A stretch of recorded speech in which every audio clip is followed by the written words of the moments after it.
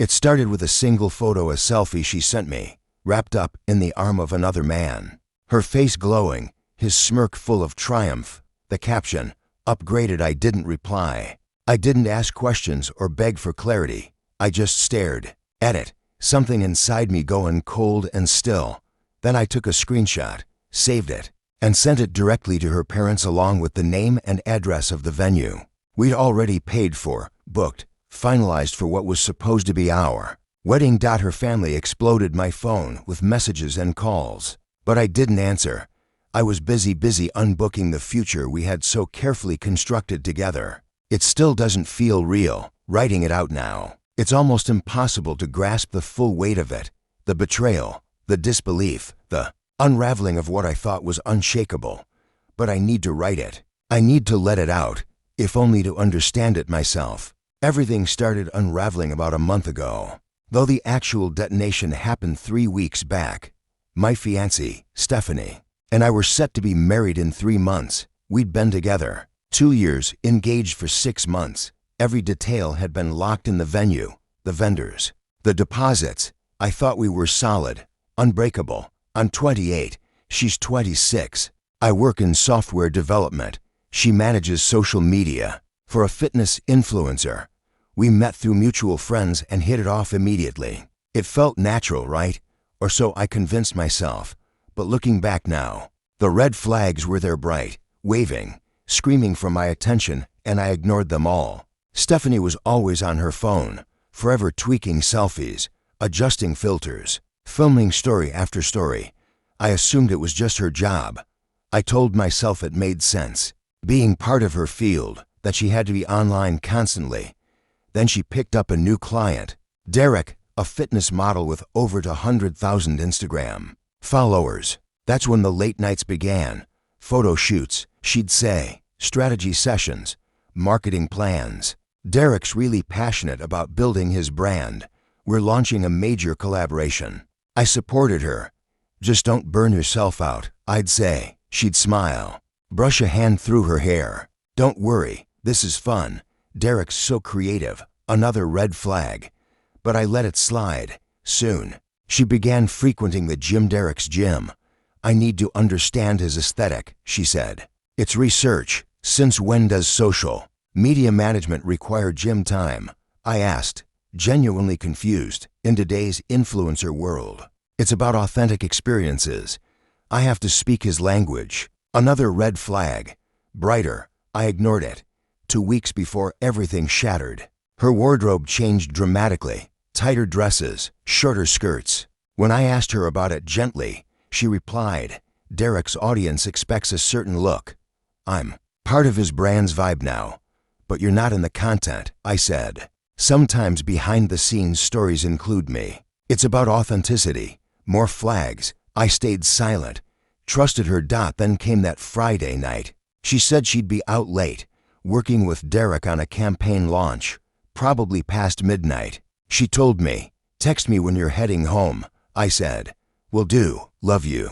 She never texted, never came home. Saturday morning, she messaged that she had crashed at her friend Kelly's place. Too tired to drive, she said. The campaign went really late. Something in my gut twisted. Something cold and undeniable. I called Kelly. Dan, I haven't seen Stephanie in weeks. She wasn't there. She lied. That afternoon, I was at my buddy Mike's place watching the game when I got a notification.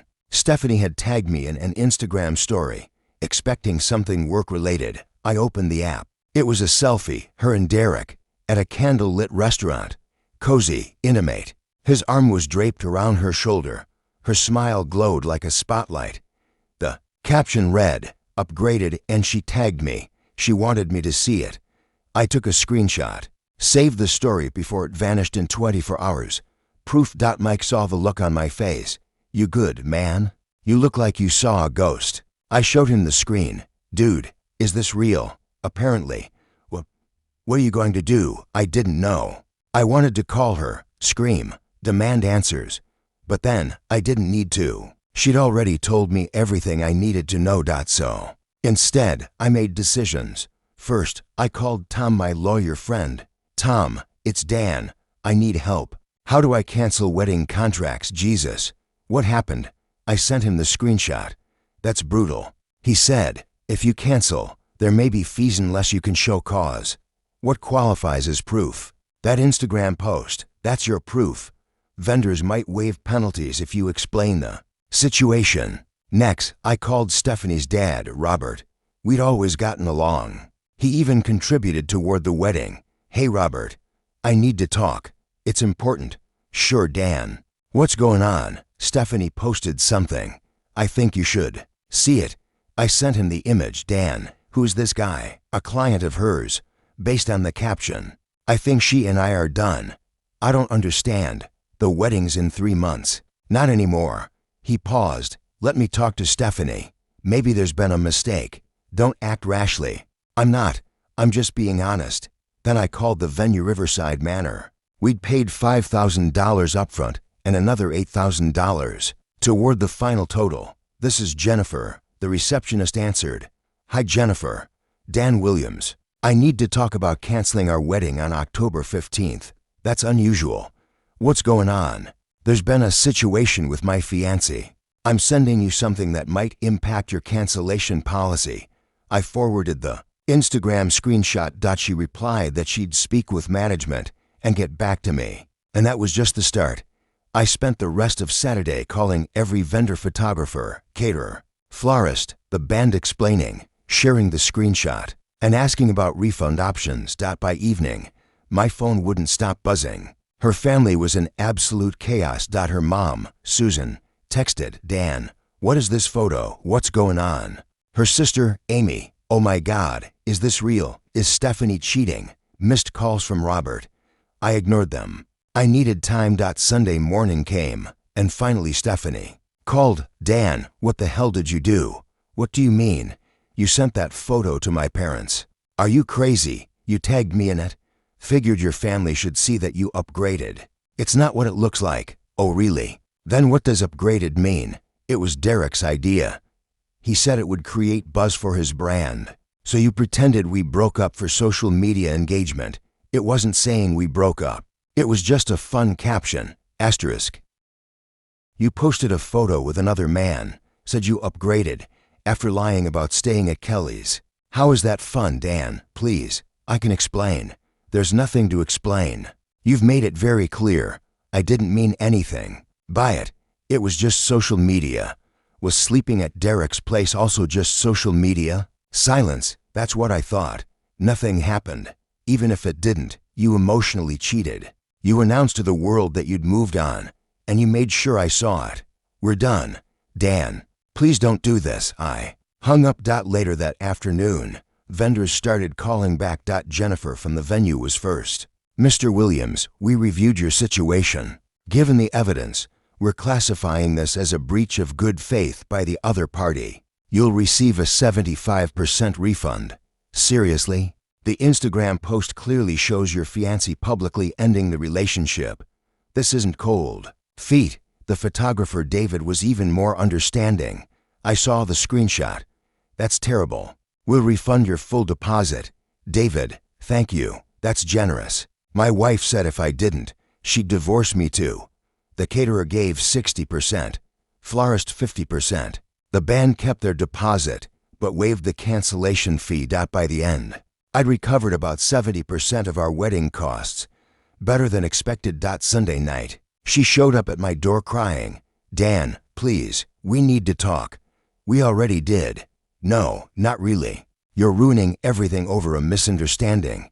What's the misunderstanding? That you upgraded. It was just a social media post. It doesn't mean anything. You tagged me. That means something. Derek said it would get more engagement if it looked real. It wasn't fake. Just exaggerated. You're a social media pro. You knew exactly what message it sent. I didn't think you'd take it like this. You didn't think your fiancé would be hurt by a public upgrade. I thought you'd understand. It's work. Work doesn't involve overnight stays and animate captions. I fell asleep on his couch, and that justifies everything. Silence. It was one post. One post that ended our relationship. I'll delete it. I'll cut ties with Derek. Just tell me what to do. I don't want anything. It's over. Dan. You're throwing away 2 years over social media. No. I'm protecting myself from someone who sees publicly upgrading their fiancé. As professional, she wept, begged. I didn't budge. An hour later, she left. Monday. I took a personal day, finalized all cancellations, confirmed refunds, started the lease break process. We were both on it. That afternoon, Amy called. Dan. She's devastated.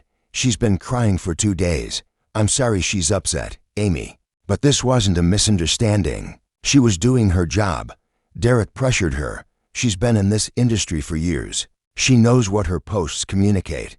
She loves you. She chose Derek's strategy over me. The whole family had made travel plans, flights, hotels. I'll pay for any non-refundable costs. It's not about money. Then what is it? Family, forgiveness, second chances. This wasn't an innocent mistake. It was a choice, a poor one. Tuesday, Robert called one last time. She admits it was bad judgment.